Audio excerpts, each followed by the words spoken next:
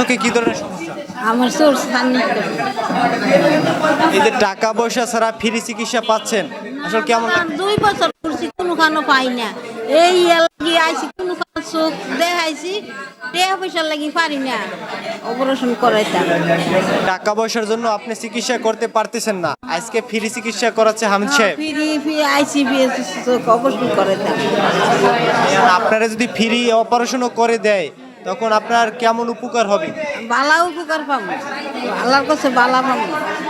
আর যারা করাইতেছে হার আল্লাহ বালা করবো, বালা লাগবে, সুস্থ লাগবে। এই রকমের আপনাদের মতো যারা আছে তাদেরকে সব সময় কোনো না কোনো ভাবে উপকার করুক, আপনারা চান কি?